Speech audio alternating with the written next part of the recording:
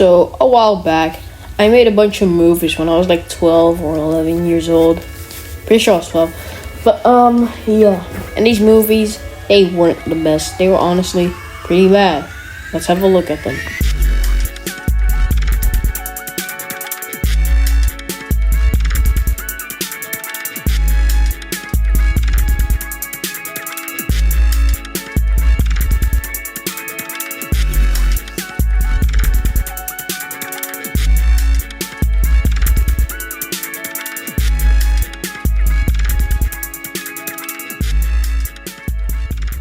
So first off, we got The Slaying of 1996, released on this date, and we're gonna have a look at it. So it starts off with some guy, this guy over here. He woke up from bed, and he goes and does his hair and stuff, and he goes downstairs, where he meets his twin, his evil twin. The twin proceeds to stab him repeatedly, and he dies. So next up, we got this absolute nerd. Look at that stupid ass haircut. He's walking around his house, and he's running around his house, and he's walking around his house, and he's walking around this house, and he's going outside. He looks outside, not touching grass at all, walking outside with a bad haircut. Yeah, he opens the door, then he closes the door, looks at the floor, then looks at another floor, tries to go to the second floor. His uncle's there. No, it's not his uncle. Why did I think that? It's just some guy tied up in his room who gets murdered by Enderman. The kid's absolutely shocked. So what does he do? He goes downstairs. Again. Walks downstairs with a face. Goes downstairs some more and some more. Where he goes to the first floor. I can't rap, but his haircut's stupid. That's a roast. And you're stupid. Oh, you didn't think that was cool? Well, you're gay. So he meets this funky looking guy over here, and he's basically responsible for all the murders, I assume. I have no idea what my thought process was when making this stupid film. So all of a sudden, he's on a ceiling or on his wall. Reminds me of...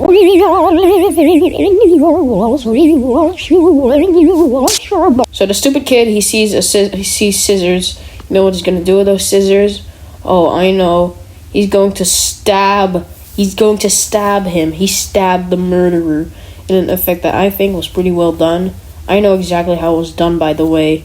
When I put on that mask thing, I shoved scissors through it, rubbed some ketchup on the mask with some red paint or whatever, and then I just put the scissors in my mouth. Very unsanitary, but there was no other way. So pretty much the only good part of this. So he walks downstairs, where he is greeted by the FBI, who proceed to shoot him and arrest him for no reason, other than they probably thought that he was a murderer.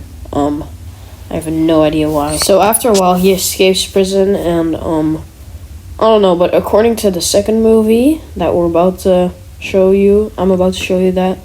According to the second movie, he's hiding away in a cabin place. I made that up, but whatever. So the sequel opens up with the camera zooming in on this weird green thing, and then the scientist goes and does things. He goes and does things. He's not really a scientist. I also made that up, but whatever. Actually, he is a scientist, but I'm gonna leave that out because it's unnecessary and boring. But there's a weird-ass robot in his house that the scary guy made, that gives birth to this thing. And that thing is basically going to kill everyone. So first thing he does, he lays a trap with a laser gun that the guy just casually had lying around in his house, and he trips on it and he falls and breaks his neck or something. His wife, it was really just me with a wig on, that I wore for like Halloween or whatever, goes downstairs and she's also murdered.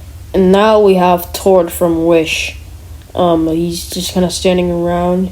He decides not to clean the house he just moved into, and instead goes to take a nice warm shower where he gets murdered, and his body just remains there for the rest of the movie. So obviously his kid is very distraught. This is the weirdest acting ever. His brother walks in, and he starts flexing his dino pajamas even though he also has them, but whatever. SpongeBob appears, Oh wait, no, sorry. I mean, the thing appears again. Is like, hey, I'm going to kill some people. So then the kid has a full-on conversation with him. What the fuck? Apparently the thing has the power to make him a Gmod ragdoll, so he does that. His brother walks in again for no reason and starts blaming him for the dad's death. I have no idea why. So then the thing stabs him with a pencil and he dies from it. He dies from getting stabbed with a pencil. Stabbed with a pencil. And he died from it. Oh. See? He's so stupid. So then that thing talks to him some more. And then he threatens with gun violence. But he gets turned into a Gmod ragdoll again. Also, you can literally see the hand. Oh my god. So then he randomly kills this plugging man who came to plug in the pluggers and fix the electricity or something. Then he also kills this random dude who was just kind of chilling in his house. What a piece of shit, man. He's just going around killing people. So the kid wakes up and he's just kind of confused about what happened. And he just kind of stays there, traumatized. Nothing happens to him after that. He's just kind of there. He's just kind of there now, left of what happened. Now we cut to this guy, Insane Joe. He's being an annoying piece of shit, so they shock him. Oh yeah, also his name's Insane Joe. Have I told you that my name's Insane Joe yet? His name's Insane Joe. I am Insane Joe, by the way. See? He's Insane Joe. Eventually, they get fed up, and they shock him some more. And Insane Joe gets fed up from being shocked so much because they're fed up. So he's fed up with that. So he kills everyone. And then he also kills the guard, who was, like, his worst enemy, I guess. And he steals his identity and walks away. Never to be seen again. So Baghead Man, he's back, and he goes and kills the guy from the first movie, who's still hiding away. But he's in for a little surprise as he gets shot to death. He gets shot, he dies, the end, finally. Now, I have no idea where System Environment takes place in the story, but I'm gonna just have it play anyways. So System Environment, the title means nothing. I just thought the two words sounded smart, so I put them together. So we start off with this guy. He wakes up, and he's confused on where he is, because he just woke up. And he's confused where he is, because he just woke up. And he's confused where he is, because he just woke up. And he's confused where he is, because he just woke up. Tries to kill himself for no reason. I have no idea why. That smile. Okay, he didn't actually do it, obviously. So he's trying to find out an escape plan to escape, and use a plan to escape. But obviously he can't find a way to escape, because he doesn't know how to escape. So he can't escape. So he's trying to escape, but he just can't escape, man. Wow. So he finds some cube based on him, which is actually just some school project that I made in, like, I don't know, 4th grade. Where, hey, don't throw it away, bro. Yeah, it just kind of exploded. Where he had to, like, make something out of wood. Finds this random rock, and what does he do? A devious smile. You know what he's going to do. He uses, he cuts out the power of it. That's what it is. So now he's really afraid of the dark, because he's really afraid of the dark, man. He's so terrified of the ghost. And, yeah, he just kind of walks around, pretty weird, I know, but, like, whatever, man. He's just kind of walking. He's just kind of, bro, it's so confused. Why is he just kind of walking around here?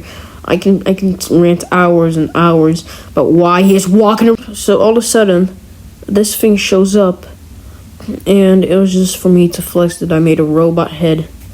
So he tries to put it on, but gets spring locked, basically. So he puts it off, literally ignoring all the screws that simultaneously went into his brain and pierced him through his skull.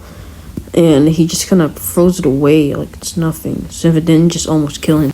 And he finds a way out of that room, finds his old ID card, which states that he's 24 years old and that he's also very ugly.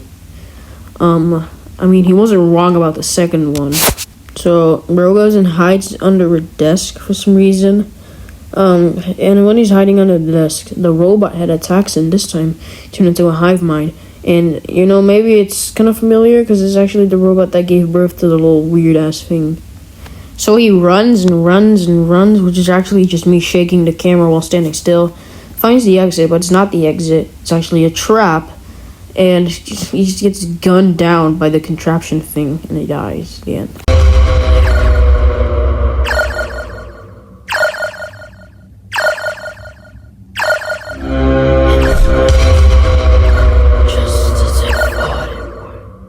He says, "Just as I thought it would go."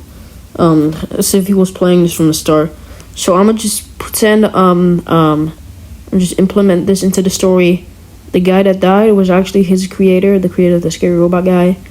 And the robot guy killed the creator guy, and that's it. I just made that up, but it's part of the story now. So what did we learn from this? Absolutely nothing. Other than those times were actually quite simpler times, back when Squid Game and Among Us was still popular. And you know, sometimes it's just fun to look back at these, even though they're trash and stuff.